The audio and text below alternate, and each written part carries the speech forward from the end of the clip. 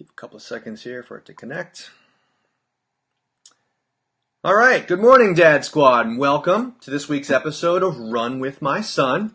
And we are dads who refuse to let the headwinds of life push us off that path to a lifelong heart-to-heart relationship with our sons.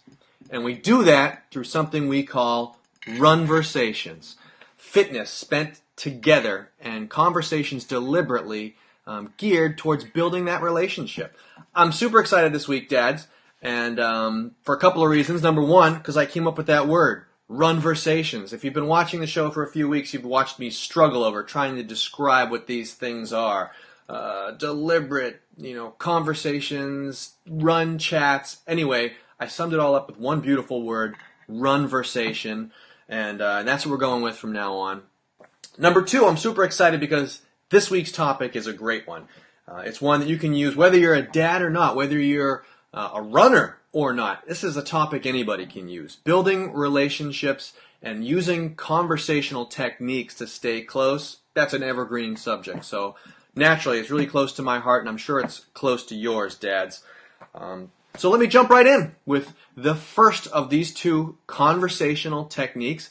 If there's someone that you think could benefit from this video, by all means, hit that share button, hit the like button, subscribe to the YouTube channel, and you'll get more of this content. But technique number one is something I call a kinda like bridge. Single word, kinda like. No, not really. It's two words, kinda like. But basically, if you went to high school like I did, you already know that it's also called a simile. But since some people confuse similes and metaphors, simile is the one that has the word like or as in it. It allows you to compare two unlike things. So a kinda like bridge. And this is helpful, particularly when you're communicating with your children, because there are a ton of ideas and concepts that we understand as adults, dads, but our children do not yet understand. Now, they've got plenty of concepts and ideas that they do understand, but they don't understand all of them. So when we're trying to communicate to them something new, it helps to be able to bridge it with something that they already understand, and that's where the kinda like bridge falls into place. Something that they do understand, you just have to look around to what their world is and where they spend their time and what sort of language they use. But some of my favorites to use, and I'll give you just a few examples here. Number one is a hot slide. You ever been to the playground, dads? And that slide isn't made out of plastic, not a modern playground from the last several years. It's an old playground, or the old school ones that you and I played on with the metal, aluminum slide that gets hot in the summer sun. Well, believe me, your son understands that too because he's slid down that. So you can describe certain concepts and things to him using this kinda like bridge. For example, smoking cigarettes. Daddy, what's smoking cigarettes? Well, son, smoking cigarettes is kinda like a hot metal slide. And then you go on to explain the simile. It looks like fun. Standing over here, it looks like it's going to be fun going down that slide. But what happens once you climb on that slide? It burns, right? It burns your bottom. And there's other places you can go too. I mean, once you've gotten on it, you got to commit. You got to slide all the way to the bottom. You can talk about how when you get to the bottom, you're running to get away because you completely changed your opinion of what that slide was. You can take the conversation in a couple of directions. But with that one image, a hot metal slide, you have bridged a concept that your son already understands with something new that you're trying to introduce. And so my example, I talked about smoking cigarettes. Why is it smoking cigarette like going on a hot bridge? Well, because it looks cool at first. It looks fun. And then once you begin, you kind of have to, you're committed. You got to continue smoking that thing because all your friends are standing around watching you, the ones that pressured you into smoking it in the first place. And once you're done, it's the last thing you want to do. It's harmful, just like that hot slide. Here's another one, another great kinda like bridge. A bad temper is kinda like a volcano. Little boys, they understand volcanoes. Mine certainly do, and I think they understood volcanoes before they understood, even what dinosaurs were. because volcanoes are dramatic and they're really exciting and they boom, blow up. Well, having a bad temper, or you could talk about maybe bad sportsmanship when you're out and about running or you're playing soccer, you're out playing. Bad sportsmanship can be like a volcano because when it goes off, boom, it hurts. And it can inadvertently hurt other people around you that you don't intend to hurt. Volcanoes, they don't have any control over what's happening. It's just rage.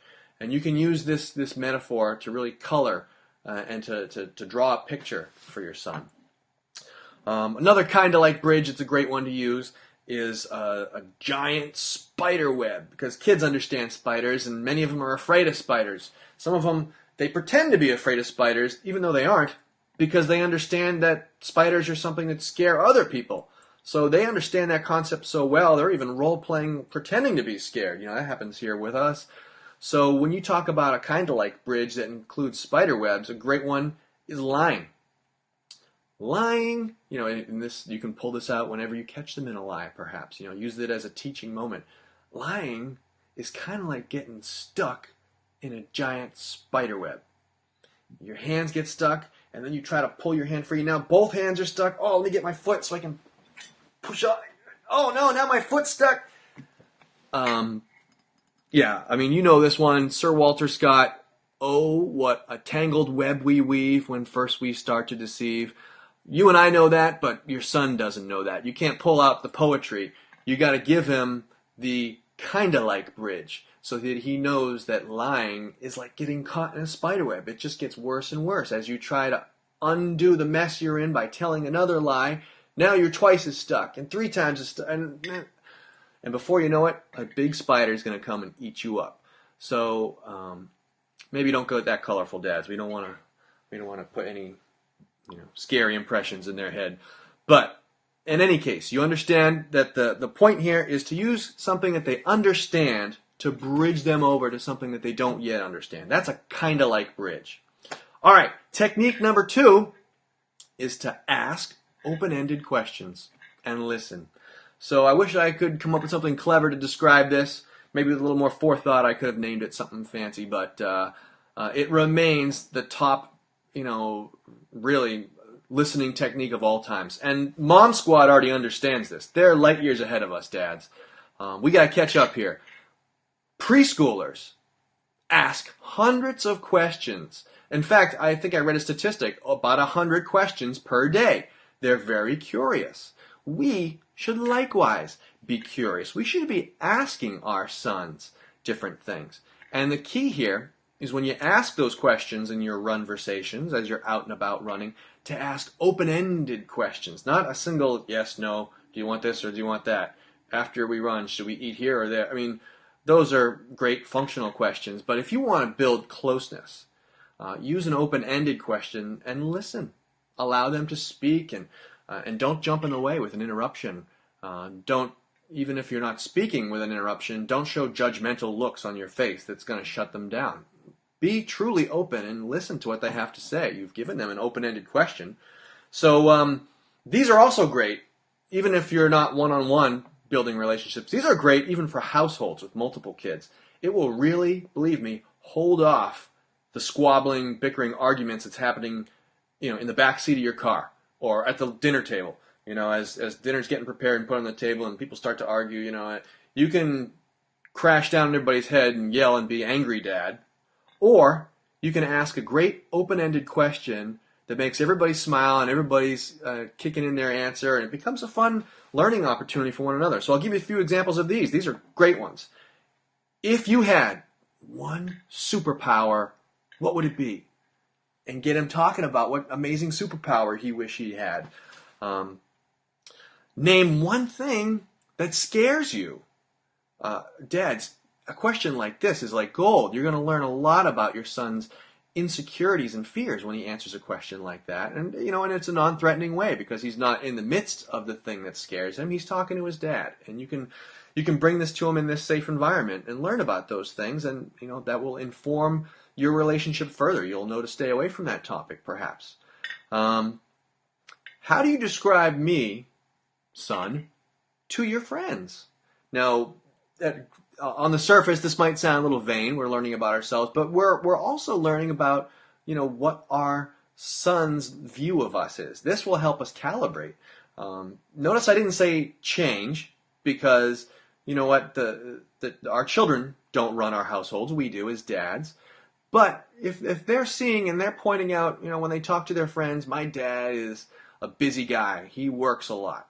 He's at the job, and then when he comes home, he talks about his job. And he can talk. Your son can describe your job to a T, but he can't describe your favorite things and your activities. That should be a bit of a red flag. So a question like that, that can really help you. So how would you describe me to your friends? And let me put a pause right here, Dad Squad, because this is a great opportunity. If you've got friends who can learn a lot from the material that we're covering here, other dads who want to build a lifelong relationship with their son, go ahead and in the comments here on Facebook, tag your friends. Write their name in the comments so that they'll be alerted. They'll come and they'll watch the video too. If you're watching post live on YouTube or something, you people from the future, hey, we welcome you too. Hit the subscribe button, like the page, so you'll get notifications about our future episodes. But we're here every week, every Friday morning at 10:30 a.m. Eastern Standard Time. All right, had to put a little plug in there. How would you describe me to your friends? So go ahead, describe me if you want in the comments, but make sure you tag your friends.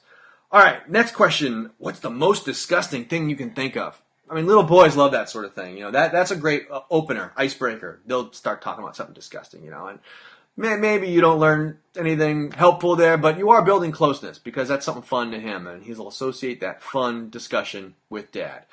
All right. I learned a lot asking this one recently. What's the very first memory of anything you've ever had? What's the very first thing you can remember?